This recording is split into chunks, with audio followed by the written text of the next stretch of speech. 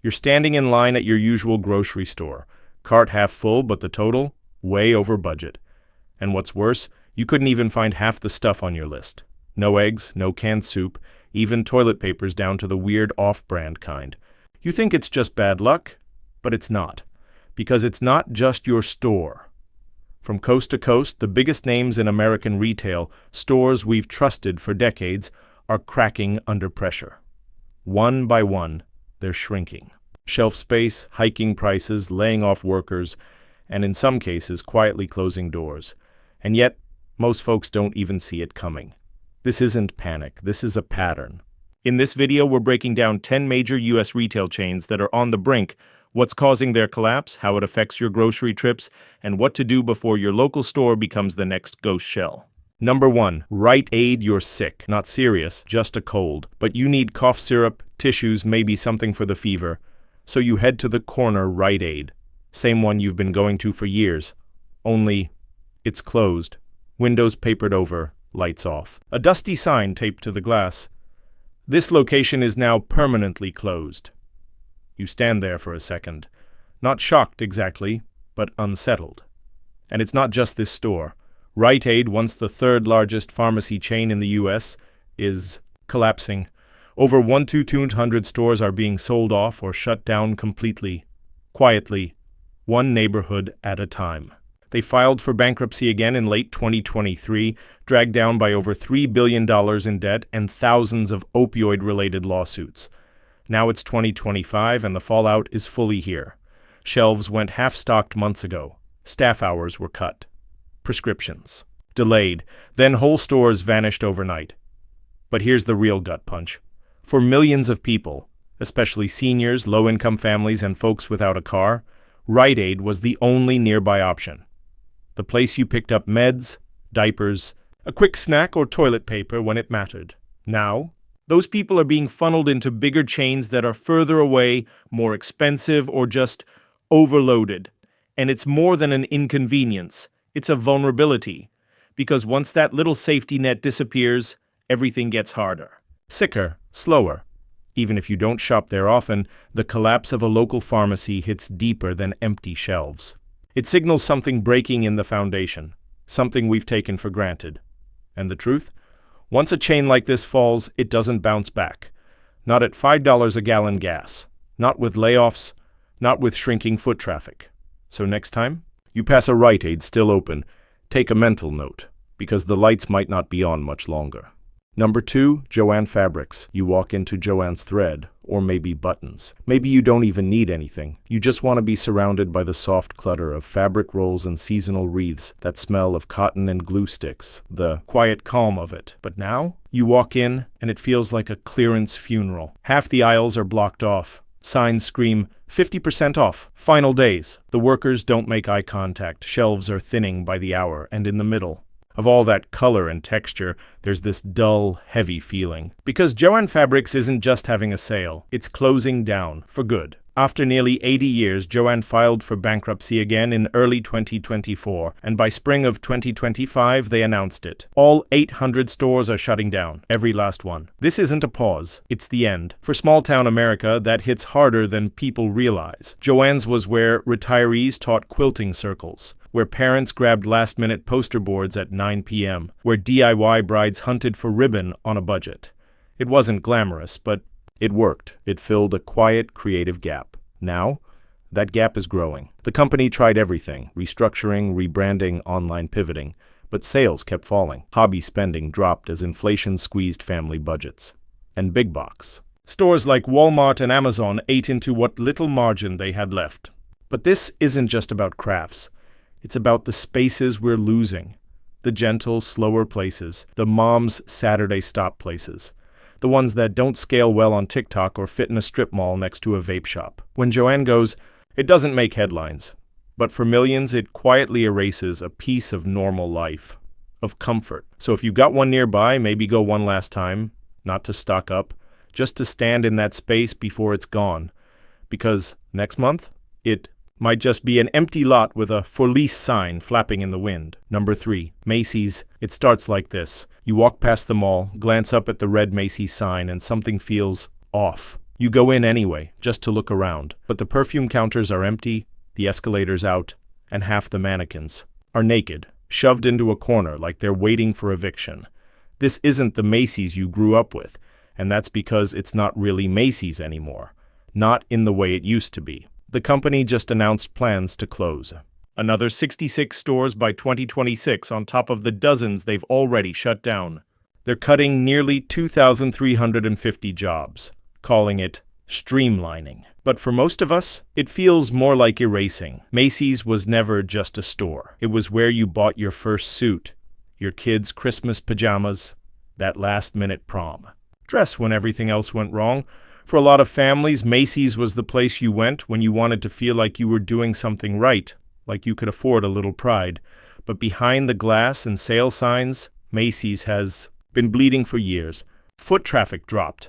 Online competition crushed their margins. Real estate costs rose while consumer trust fell. And honestly, who's shopping for $90 jeans when groceries are wiping out your paycheck? The final nail? A changing America. Malls aren't gathering places anymore. They're ghost boxes. Most people want fast, cheap, and shipped. The days of strolling through fragrance samples and escalators are fading. So Macys is pivoting, downsizing. They say they'll keep their strongest locations and pour energy into luxury rebrands. Flagship stores in wealthy zip codes, pop-ups in gentrified areas. But for working-class folks, the Macys you remember won't be part of that plan. The store that anchored so many childhoods, gone. The brand that made you feel a little fancy, even when you weren't, shrinking into the background. And once it's gone, it's not coming back. Not in your neighborhood, not for your kids. So maybe next time you walk by, don't just keep walking. Go in, smell the perfume, touch the fabric.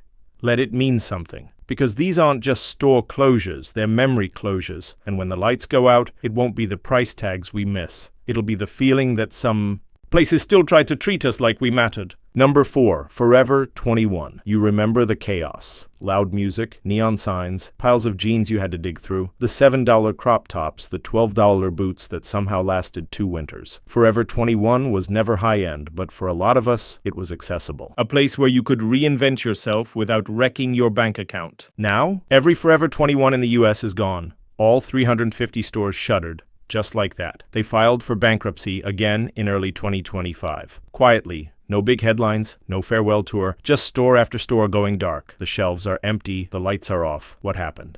Same thing that's happening everywhere. Sales slowed, debt piled up. The company bet big on foot traffic that never came back. They tried collabs, TikTok campaigns, even vending machines in airports, but nothing stuck. The truth is, fast fashion isn't fast enough anymore. Not when inflation is this brutal and everyone's shopping secondhand just to survive. And for mall-based retailers like Forever 21, it was a death sentence. Malls are thinning out. Teens shop online now. Parents aren't giving their kids $100 to go grab a few things anymore. They're just trying to put gas in the car and milk in the fridge. And here's the other thing no one wants to say out loud. Forever 21 made people feel seen, especially working-class girls who couldn't afford designer clothes, but still wanted to feel beautiful, on-trend, and put together. Losing that kind of store isn't just economic, it's emotional, because there's something deeply human about walking into a store and saying, I'm going to try something. New today, a new jacket, a new version of yourself, for $20 and a bit of courage. Now that option is gone, and the gap it leaves isn't just about fashion, it's about dignity, creativity, and choice. Sure, you can still scroll through Shein or Amazon, but it's not the same. You don't feel the fabric, you don't get the spark, you don't get to become someone else for a minute in the fitting room mirror. So next time you drive past the empty shell of what used to be Forever 21, ask yourself, what's left for everyday people to dream in? Number 5, Party City. You're planning a birthday. Balloons, streamers, candles shaped like a 6. You used to know exactly where to go. Party City. In and out in 15 minutes. Everything in one place. Now, it's closed. Gutted. The windows are blank. The sign is still up, but the life inside? Gone. Party City shut down all its corporate-owned stores by early 2025. Hundreds of them. Just gone. Sure, some locations got sold off. Some franchises might hang on a little longer. But the brand as most of us knew it? It's finished. And here's the thing. No one's talking about it. because it's just the party store. Right? Not essential, not life or death, but look closer. Party City wasn't just about balloons, it was about moments. The kind you remember in photos, the kind that made a regular Tuesday feel like a big deal. For working-class families, it was one of the few places where you could throw together a last-minute party on a tight budget and still make your kid's face light up. It made holidays feel real. It made milestones feel worth celebrating. Even when money was tight, but COVID hit, then inflation, then supply chain chaos. And by the time the world was ready to party again, Party City wasn't. They were $1.5 billion in debt. Their shelves were half-stocked. Their staff was overworked and underpaid. Rent was killing them. And consumers? They were different now. Buying online, skipping the party, choosing a quiet cake at home is over $80 in themed decorations. So Party City fell behind, then it fell apart. And it leaves behind more than just a gap in the retail landscape. It leaves a silence where noise used to be. No aisles of noisemakers, no last-minute dash for Halloween makeup, no wall of balloons for graduation day. Just one more storefront, dark and empty, in a strip mall already losing its anchors. So yeah, it's just a party store. But when even celebration becomes a luxury, you have to ask, what are we losing one shuttered store at a time? Number 6, bargain hunt. You're not shopping for fun anymore. You're shopping to stretch. Stretch the paycheck, stretch the pantry, stretch the life out of every dollar. That's why you walked into Bargain Hunt. It wasn't fancy, but it got the job done. Overstocks, returns, off-brand odds and ends. But always cheap, always possible. Now, the store's gone. Not just your local one, all of them. Bargain Hunt shut down all 91 locations in March 2025 after its parent company filed for Chapter 11. Bankruptcy, quiet exit, no big news cycle, no national outrage, just doors locked, shelves left half full, workers sent home. And it's a strange kind of loss, because this wasn't a place people bragged about shopping at. But it was real, it mattered. In a world where prices won't stop climbing, discount chains like this were the safety net. A place where a $10 bill could still mean groceries, not just one frozen pizza. But Bargain Hunt couldn't survive the storm. They were already operating on razor-thin margins. When shipping costs soared, inventory got erratic, and rent never stopped rising. It all just buckled. The model only worked when the scraps from bigger stores were steady, when returns were abundant, when customers had a little breathing room. But now, people aren't returning TVs, they're holding onto them for dear life. Supply chains aren't overstocked, they're stripped. So even the discounters are running out of scraps. And the irony stings. While luxury brands pivot and survive, it's the places built for the broke that are disappearing first. Now families that relied on Bargain Hunt have fewer and fewer places to turn. Walmart's prices are up, dollar stores are half empty, and secondhand is getting picked clean faster than ever. This wasn't just another store, it was a backup plan, a cushion, a plan B when plan A already failed. So when a store like Bargain Hunt vanishes, it's not just about commerce, it's about class, about who gets to keep access, and who's left circling the lot wondering where to go next. Because when the places for us start closing, who are they building what's left for?